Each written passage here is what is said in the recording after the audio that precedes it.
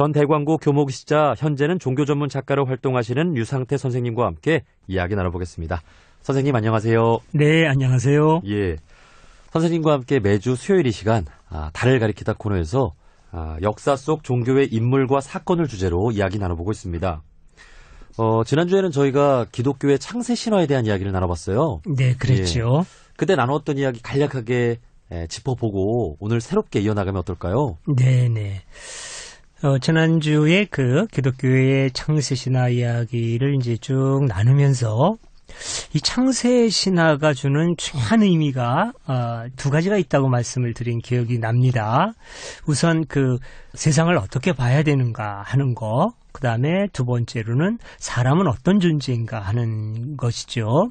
그 유대인들, 그 히브리 사람들은 어떻게 생각했느냐면 이 세상은 그냥 이렇게 별도로 개별적으로 그냥 우연히 존재하는 것이 아니라 궁극자와 다 연결되어 있다. 그러니까 모든 존재하는 것은 다 궁극자에 의해서 창조된 거다.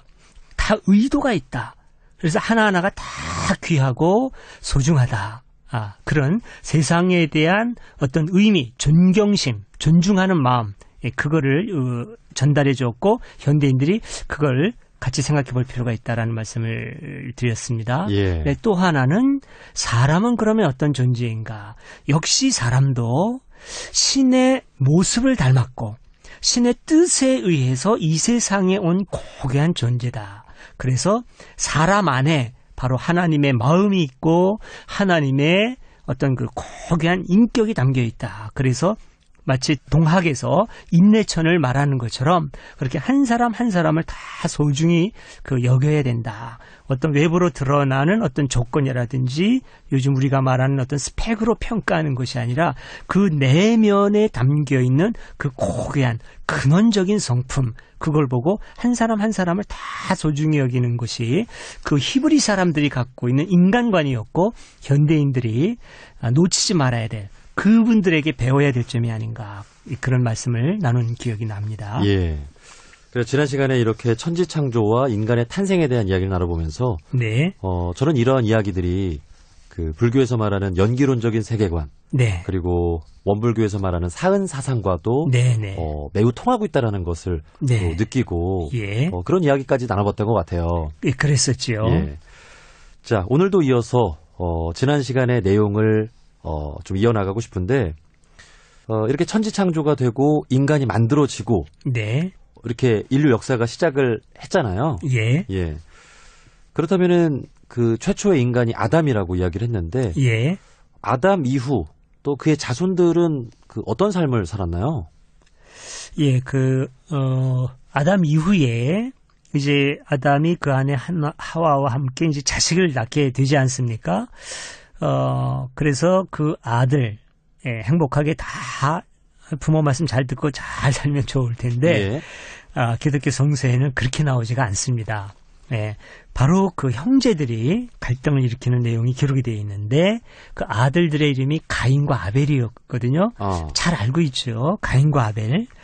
아주 유명한 이야기인데, 형이 가인이고 동생이 아벨이었습니다. 그런데 가인은 농사 짓는 일을 했고 아벨은 양을 치는 일을 했다. 이렇게 나옵니다. 예. 예. 근데 문제는 하는 일은 달라도 사이좋게 지내야 됐을 텐데 갈등이 어디서부터 생기느냐면은 각기 자기의 그 산물로, 그러니까 가인은 농사 졌으니까 농산물로, 아벨은 양을 쳤으니까 양으로 그 신에게 제사를 드렸단 말입니다.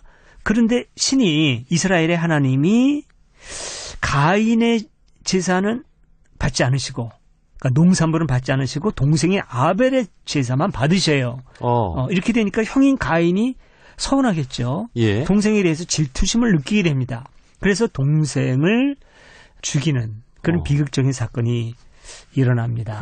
왜 하나님께서는 네. 동생의 재물만 이렇게 받으셨나요? 네, 지금 그게 문제예요. 그러니까 그냥 문자 그대로만 보면은 잘 이해가 안 가죠. 형제 사이에 왜 그랬을까? 근데 여기에는 우리가 여러 번 이야기했습니다마는 종교의 언어는 어떤 깊은 고백이 있고 상징이 있다는 말씀을 여러 번 드렸죠. 그러니까 여기에는 어떤 그 상징이 있는 겁니다. 그러니까 여기에서 아벨과 가인은 개인이라기보다는 한 종족을 대표하는 인물이에요. 그러니까 한 종족을 개인으로 묘사해서 기록하고 있는 겁니다. 그러니까 아벨은 유목민족인 이스라엘 민족을 대표하고 가인은 농사를 지었던 그때 당시 가나안, 이스라엘의 주변에 살던 가나안 백성들을 대신하는 인물입니다. 예. 그러니까 하나님께서 이스라엘 사람들, 목축업을 하는 이스라엘 백성들을 선택해 주셨죠. 그리고 농사를 짓는 이방 사람들은 선택을 안 해주셨단 말입니다. 그런데 이스라엘 백성들이 계속 이방인들에게 많은 어려움을 겪고 전쟁을 하면서 살아가고 있어요. 예. 이런 상황을 지금 이 가인과 아벨의 이야기에 그대로 담아내고 있는 것이죠. 네. 자, 이거 잘 이해하는 게 중요합니다. 개인이라기보다는 그때 당시 있었던 이스라엘 백성, 목축업을 생업으로 하는 이스라엘 백성과 농업을 생업으로 하는 가나안 종족과의 갈등을 이렇게 형제와의 이야기로 담아서 창세 신화 속에 담아냈다는 겁니다. 예. 네, 마치 뭐와 비슷하냐면은 우리 단군설화에서, 단군 신화에서 우리는 그 하늘의 후손들이고, 환인이 보낸 환웅의 후손들이고, 그리고 근데 거기에 그 어떤 뭐라 그럴까요? 곰이 등장하고 호랑이가 등장하지 않습니까? 그럼 곰을 숭상하는 종족, 호랑이를 숭상하는 종족, 이렇게 서로 갈등을 겪고 하다가 곰을 숭상하는 그 민족과 하늘을 숭상하는 우리 민족이 어떤 연합하는 그런 단계를 그렇게 곰이라고 하는 어떤 그 개체, 호랑이라는 개체로 그린 것과 마찬가지 상황이라고 하는 것이죠. 이게 어떤 신화의 특성입니다. 예. 네. 자, 그렇다면 그 이야기가 네. 주는 그 교훈은 어떤 건가요? 예. 그 교훈이라기보다는 여기서 아주 그냥 좋은 어떤 그 교훈이 있었으면 좋겠는데, 교훈이라기보다는 이스라엘 민족의 어떤 그분들에게는 자긍심이지만 이방인들을 포용하지 못하는 그런 어떤 그 한정적인 민족심이 담겨 있다고 볼 수 있습니다. 예. 다른 민족보다는 신은 우리를 선택하셨다. 그래서 우리가 신의 백성이다.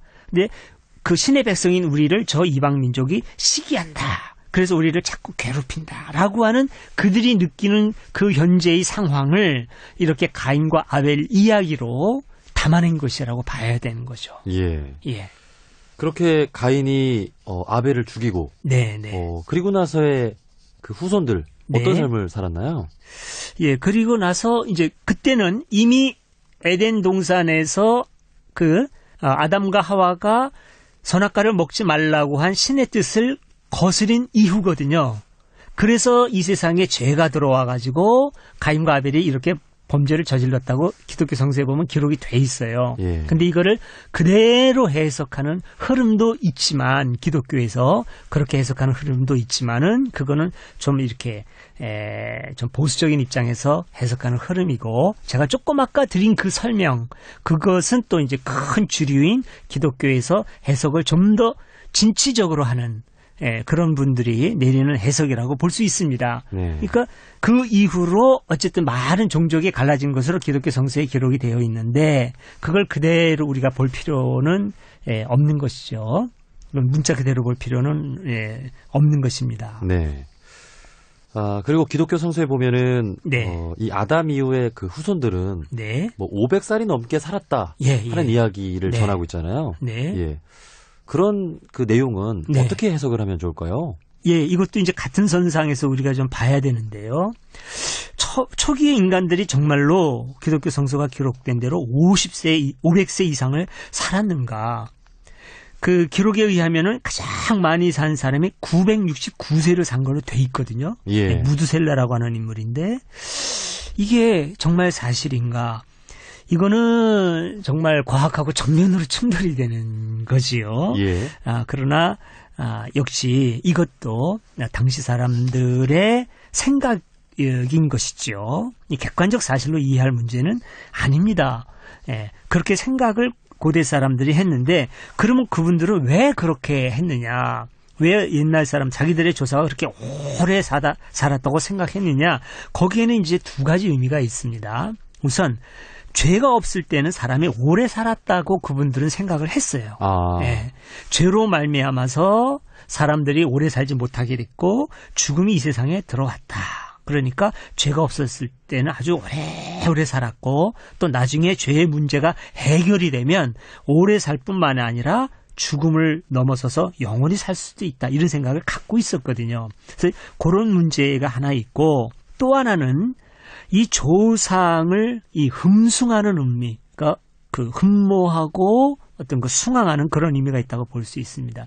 우리 그 용비어천가 있지 않습니까? 예. 요즘에도 뭐 육룡이 나르샤 그 드라마로 한다고 하는데 그 용비어천가에서 말하는 육룡이 이제 그 태조 이성계와 그 아들, 그 다음에 그 윗분들 그 4대 그 조상들을 다 이렇게 묶어서 육룡으로 보는 거 아닙니까? 네. 그 육룡 아주 훌륭한 분이고 마치 용과 같이 아주 위대한 인물로 그리고 있지만은 사실은 고려의 시각을 보면은 이성계는 아주 매국노지요. 예. 그리고 태종도 아주 좀 냉혹한 그런 사람이었고 세종대왕이야 우리가 다 존경하는 아주 위인이지만은 그러나 그분들을 다 훌륭한 분들로 만든 것은 조상을 흠숭하는 의미가 있다 말입니다. 예.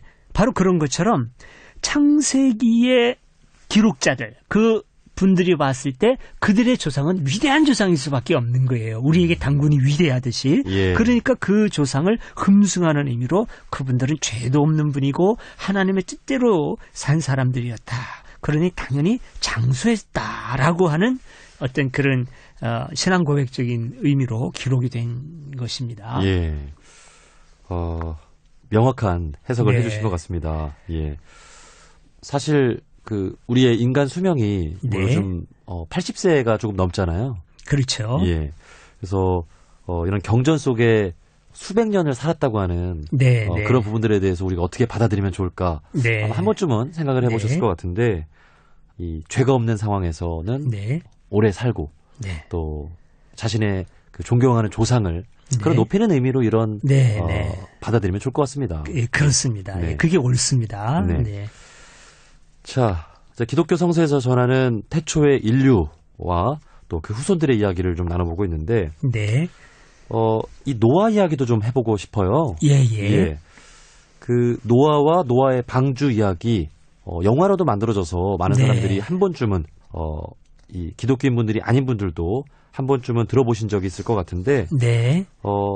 이 노아의 방주 이야기도 좀 한번 좀 전해주시죠. 예. 그 노아의 방주 우리가 잘 아는 이야기 아닙니까? 근데 우선 그 기독교 성서에서 기록되는 거는 그때 당시 사람들이 죄를 많이 지었다. 그렇게 시작이 됩니다. 그래서 죄가 너무 많아서 하나님이 굉장히 마음 아파했다. 그래서 인간들을 만들어낸 거를 후회하실 정도로 그렇게 마음 아파하셨다. 그래서 마음이 아프지만 이렇게 그냥 죄악 속에서 살아가는 모습이 좋지 않으니 이 사람들을 내가 크게 징벌하겠다. 그래서 홍수로 징벌을 내리기로 해요. 그러나 모든 사람을 다 벌을 내릴 수는 없는 거거든요. 그 중에는 올바른 사람들도 있으니까 소수지만 근데 그 소수의 올바른 사람이 누구냐면은 노아와 그의 가족이었다는 겁니다. 예. 그래서 노아와 그의 가족들에게 방주를 짓게 만들고 그리고 방주가 다 완성된 다음에 40일 동안 끊임없이 비를 내리게 합니다. 그래서 홍수가 나서 죄악에 빠져 사는 사람들은 다 죽게 하고 노아의 가족은 살게 해서 다시 아주 선한 사람들, 그 하늘님을 경외하는 사람들이 더 아름다운 세상을 갖고 가도록 하셨다. 그런 이야기가 노아의 방주 이야기에 나오는 내용입니다. 예. 그러니까 하나님께서 이 세상을 만들고 네. 아담과 이브를 만들었는데 네. 그들이 이제 자신의 뜻대로 살지 못하니까 네. 어떻게 보면 새로운 네. 어떤 시작을 네. 이 노아부터 다시 좀 만든 게 아닌가 예, 이렇게 볼 수 있을 것 같아요. 그렇게 하시겠다고 한 거죠. 예. 그렇다면 이 노아의 방주가 주는 그 이야기의 의미는 어떤 걸까요? 네. 우선 이 이야기 속에서 나와 있는 데서 그대로 찾아내면 하늘님은 사람들이 제멋대로 죄 짓고 살아가는 삶을 싫어하신다는 거죠. 하나님은 그런 존재로 만들지 않았다는 거죠. 너희들의 마음대로 쾌락을 누리고 네 멋대로 살아라고 만든 것이 아니라 책임적인 존재로 만드셨다는 거죠. 하늘을 우러러 부끄러움 없이 살고 뿐만 아니라 인간은 굉장히 책임적인 존재로 이 세상을 신을 대리해서 다스리는 대리적인 존재로 임명해 주셨거든요. 예. 그러니까 자연을 잘 가꾸어야 되고, 예. 함부로 생명을 해쳐서는 안 되고, 이런 관리인의 역할까지 맡겨주셨기 때문에 그 역할을 제대로 잘 해야 된다. 예, 책임적으로 살아야 된다라고 하는 겁니다. 그렇지 못했을 때는 하나님께서 방관하시지 않겠다. 이런 교훈이 이제 담겨 있고, 여기에서 또 구체적으로 중요한 게 뭐냐면은, 그래서 이제 홍수로 징벌을 내리는데 방주를 만들라 이렇게 나오지 않습니까? 예. 근데 사실 방주라는 용어는 좀 생소한 용어예요. 예. 우리가 물에 홍수에 휩쓸리지 않으려면은 배를 만들고 배에 타야 되는 거지 않습니까? 근데 방주라는 게 등장한단 말입니다. 이게 어떻게 다르냐면은 배는 어떤 형태로든지 추진 기간이 있어요. 돛이 있든지, 예, 닻이 있든지, 노가 있든지, 예. 예, 그래서 바람을 타고 움직이든지 사람의 힘으로 노를 젓고 움직이든지 추진 기간이 있어야 배입니다. 근데 거기에서 추진 기간을 빼버리면은 사람이 할 수 있는 게 아무것도 없죠. 예. 그냥 둥둥 떠 있을 수밖에 없어요. 그렇죠. 바로 그게 방주인 겁니다. 방주라고 하는 건 추진 기간이 없어요. 근데 신이 배를 만들라라고 하지 않고 방주를 만들라고 했다는데 깊은 의미가 있다는 겁니다. 그 배를 만들어라 그러면 또 사람은 신을 생각하지 않고 하늘을 생각하지 않고 제멋대로 그냥 막 어디든지 가려고 했을 거예요. 예, 뭐 돛을 달거나 노를 지어서. 그러나 방주를 만들었기 때문에 노안할 수 있는 게 아무것도 없습니다. 아무리 위험해도 그냥 하늘을 바라볼 수밖에 없어요. 신을 부를 수밖에 없는 것이죠. 바로 그거죠. 너희들이 잘났다고 해봐야 얼마나 잘났겠느냐. 너희들의 능력은 제한되어 있다. 예, 그러니 하늘을 바라봐라. 예, 너희들이 모든 걸 할 수 있는 것이 아니다. 겸손해라. 이런 위기 상황을 만든 건 난데 나를 바라봐라. 예, 바로 그런 의미가 방주 안에 담겨 있다는 거죠. 이거는 예. 인간에게 대해서 하늘이 요구하는 겸손이라고 하는 거죠. 예. 예, 이거 바로 이것도 현대인들이 크게 생각해야 될 점이라고 봅니다. 네. 아무리 과학이 발달해도 인간은 하늘을 두려워해야 되고 겸손해야 되고, 예. 예, 그런 의미가 방주 안에 있다고 볼 수 있습니다. 예. 인간이 아무리 똑똑하고 네. 뭐 능력이 뛰어난다고 하더라도 네네. 이 자연재해 앞에서는 작아지잖아요. 그렇죠. 너무나 미약한 존재가 되고 네. 말지요. 홍수라든지 가뭄이라든지 네. 이런 것들에 대해서 우리 인간이 또 겸허해지고 네. 작아짐을 느낄 수가 있는데, 네네. 그러니까 결국은 우리 인간이 자연 속의 일부지 네. 자연을 넘어서는 존재가 아니라는 것을 네. 또 이 이야기가 전하고 있는 것 같습니다. 그렇습니다. 예. 결국 그러한 부분들은 이 불교 철학과도 네. 잘 통하는 것 네. 같아요. 그렇죠. 깊이 들어가면 기독교의 근본 사상과 불교의 근본 사상이 다르지가 않아요. 상통합니다. 그래서 요즘에 계속 종교 학자들이 하는 말이 심층으로 들어가라. 자꾸 표층에서 어떤 표면적인 교리 때문에 자꾸 갈등을 일으키지 말고 심층으로 들어가라. 심층으로 들어가면 같다는 게 아니라 똑같지는 않지만 각각의 어떤 개별적인 고귀한 지혜와 가르침은 살아있지만 그러나 다르지 않고 통한다. 상통한다. 종교의 심층으로 들어가라. 그런 얘기들을 많이 하는 것이죠. 예. 오늘 이 기독교 경전에서 전하는 이야기가 네. 뜻하는 바가 무엇인지, 네네. 올바른 그 달을 바라보면서 네네. 또 이렇게 이웃 종교와 어떻게 통하고 있는지도 느낄 네. 수가 있네요. 아, 그렇죠. 예. 자, 그렇다면 이 노아의 방주는 네. 뭐 과학적으로 만들어졌다는 어떤 뭐 증거 같은 것도 나오고 뭐 그런 소식도 좀 전해 들은 바가 있는 것 같은데, 예. 이 노아의 방주는 예. 사실로 들을 수 있나 아니면 설화로 받아들이는 게 좋을까요? 그러니까 이제 기독교 성서의 모든 기록이 사실이라고 주장하는 분들이 계속 있습니다. 이제 목사님들이나 신학자들 중에. 물론 그 동기는 순수하고 아름다울 수 있어요. 예, 내 종교에 대한 애정. 그리고 경전에 대해서 존경하는 마음, 그 마음 자체는 참 좋은데 그러나 우리가 좀 정직하게 객관적으로 탐구해 볼 필요는 있습니다. 아까 말씀드린 것처럼 창세 신화가 사실이 아니라 신화인 것처럼 인간이 500살, 900살을 살 수 없는 게 당연한 것처럼 성서의 기록을 그렇게 어떤 모두가 다 사실의 기록으로 받아들이는 것은 무리가 있습니다. 예. 그러니까 노아의 방주에 대해서도 자꾸 어떤 그 과학적인 방법으로 접근하고 심지어는 아라랏산에서 방주가 발견됐다.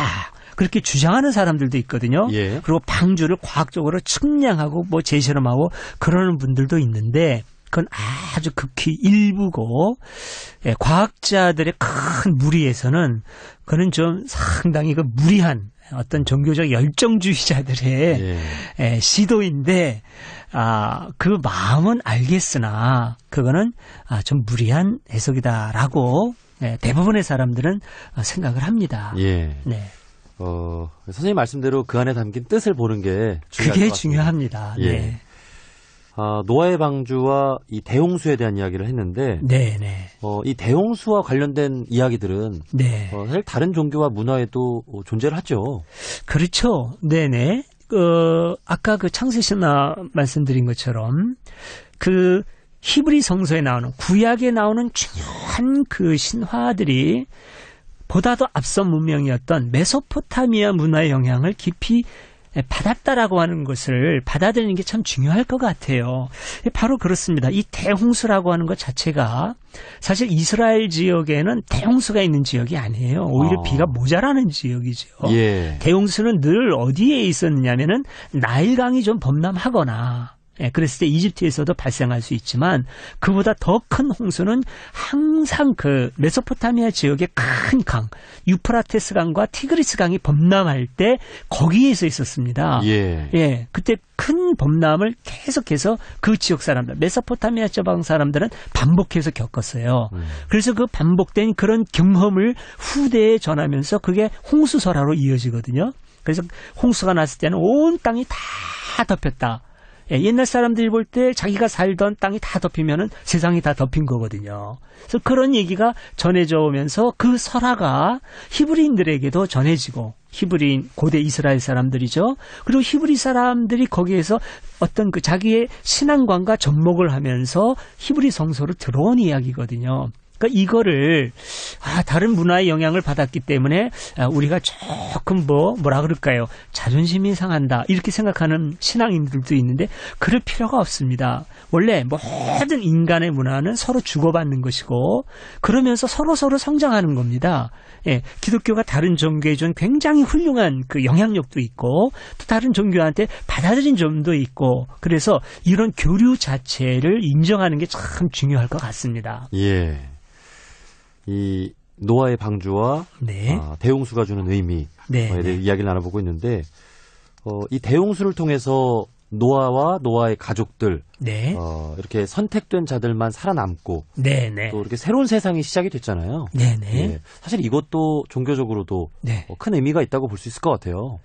네네. 그러니까 새로운 세상을 그 하나님은 항상 원하고 계속해서 우리가 갖고 있는 잘못된 점, 왜곡된 점이 극복되면서 늘 하늘의 뜻을 따라서 바른 삶을 찾아가는 것을 원하신다. 그 기독교의 신은 그거를 아주 불꽃 같은 눈으로 보고 계신다는 거죠. 기독교의 신은 정의를 원해요. 굉장히 현세적이에요. 그래서 정의롭지 않은 모든 것을 싫어하셔요. 그래서 심지어는 구약 성서에 보면은 나는 제사도 원치 않고 너희들이 드리는 예배 찬송가 그런 거 원치 않는다. 아주 정의롭게 살아라. 바로 살아라. 이렇게 말할 정도로 굉장히 현세적이고 정의로운 신으로 이렇게 등장을 합니다. 이게 기독교가 갖고 있는 아주 생생한 점이에요. 그러니까 기독교가 그걸 쥐는 게 굉장히 필요한 거죠. 그거를 어떤 배타적인 그 교리를 자꾸 강조할 게 아니라 바로 그런 기독교가 갖고 있는 아주 독특하고 뛰어난 점, 아주 현세적이고 그 정의로운 그런 신관, 그런 그 사회를 꿈꾸는 그런 신앙, 그거를 간직하는 게 참 중요하다고 생각이 됩니다. 예. 저는 이 노아의 방주 이야기를 들으면서 이 천도교와 네. 또 대종교와 네. 이 원불교가 생겼던 네, 네. 그 시대가 좀 떠오르는 것 같아요. 예, 예. 아주 격동의 세월이었고. 그 후천 개벽 사상이라고 네, 하죠. 네. 예. 그러니까 새로운 시대가 온다는 그런 네. 믿음을 바탕으로 해서 네. 또 우리나라에서는 여러 또 종교들이 일어나기도 했는데 네, 네.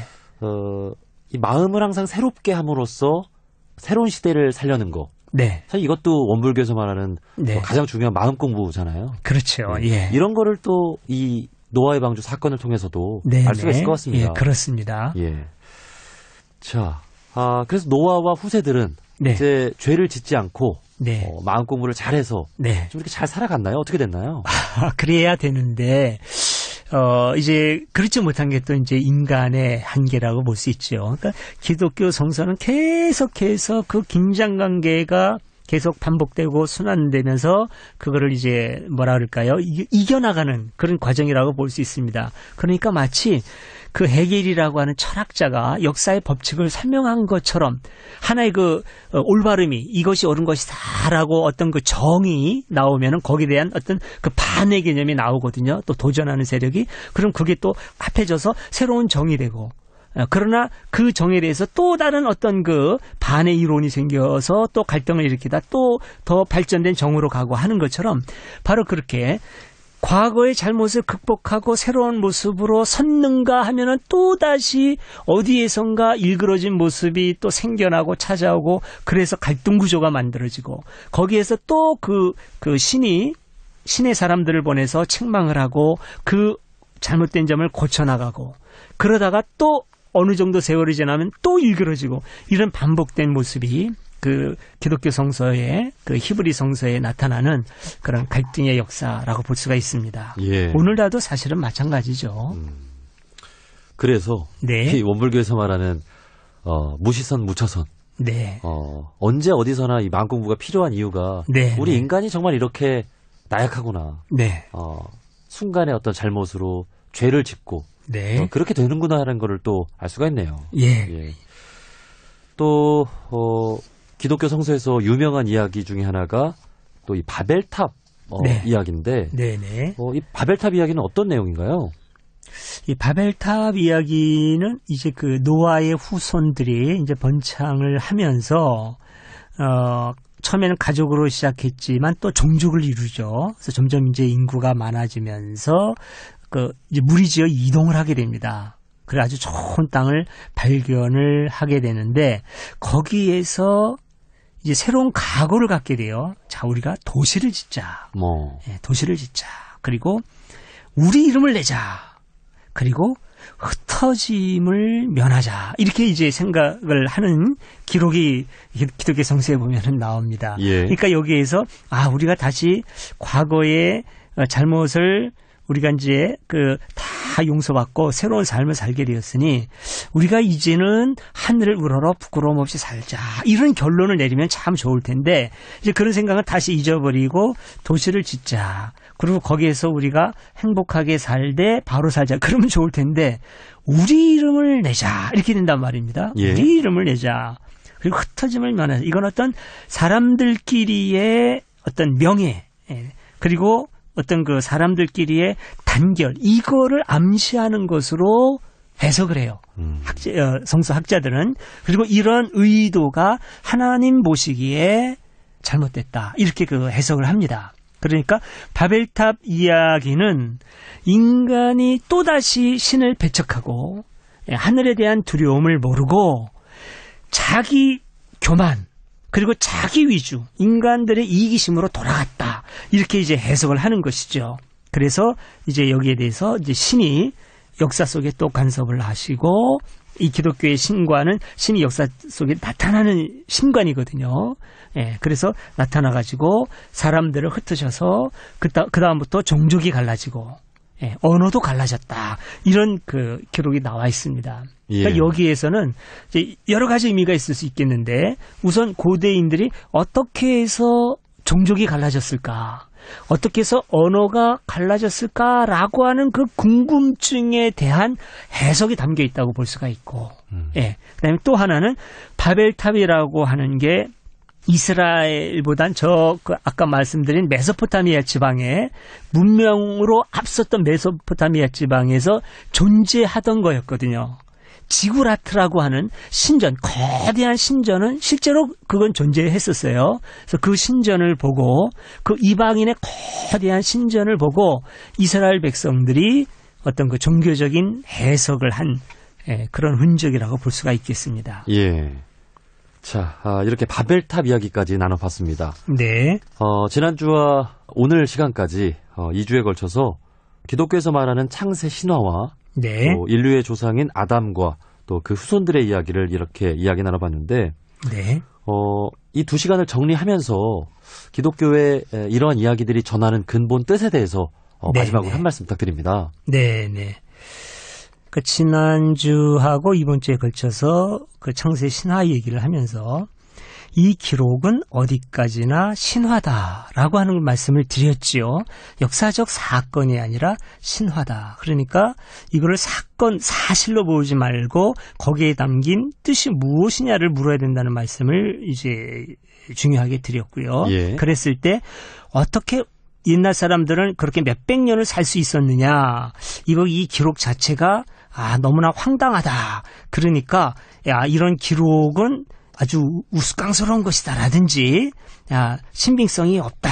그러므로 필요 없다. 이런 식으로 봐서는 안 된다는 거죠. 또 역으로 이거는 경전의 기록이기 때문에 무조건 믿어야 된다. 이런 양극단의 시각을 벗어나야 된다는 말씀을 드렸습니다.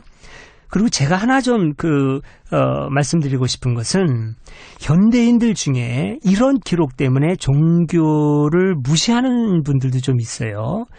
이거는 옛날 사람들의 아주 어리숙한 그런 사고의 결과일 뿐이다. 그러므로 현대인에겐 필요 없다. 이렇게 너무 쉽게 결론을 내리는 분도 계신데 그렇지 않다는 것이죠. 예. 만약에 종교가 갖고 있는 어떤 이런 그 문자로서의 한계, 어떤 원시적인 성격, 그거를 부정하는 거라면 그거는 좋은데 또 그거는 부정할 필요가 있어요. 오히려 부정을 해야 됩니다. 그 배타적인 어떤 그 교리라든지 그런 건 부정을 해야 되는데 종교가 갖고 있는 그 깊은 의미, 그거는 현대인들이 존중할 수 있어야 된다는 것이죠. 예. 그래서 우리가 현대인 중에 종교를 싫어하는 분도 있고 더 종교를 갈망하는 분도 있는데 종교를 갖느냐 갖지 않느냐라고 하는 건 이제 자유죠. 헌법이 보장하는 자유인데 그러나 갖든 안 갖든 종교가 주는 의미와 그 교훈에 대해서는 현대인들이 같이 존중하고 공유할 필요가 있지 않나 그런 생각이 듭니다. 예.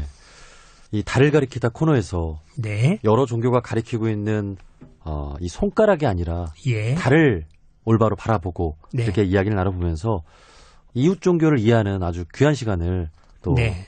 가지게 되는 게 저도 정말 소중하게 느껴지는 것 네. 같습니다. 청취자분들도 이 시간을 통해서 지금 대표적으로 서양 종교에 대해서 이야기를 나눠보고 있는데 네. 이 서양 종교의 각 사건이나 인물이 가리키고 있는 그 네. 근본 의미를 바라보는 소중한 시간을 함께 가지시면 좋을 것 같습니다. 네. 자, 지금까지 종교 전문 작가로 활동하시면서 소설 콘스탄티누스, 신의 눈물이라는 책의 저자이신 류상태 선생님과 함께 이야기 나눠봤습니다. 선생님, 오늘도 좋은 말씀 고맙습니다. 네, 감사합니다.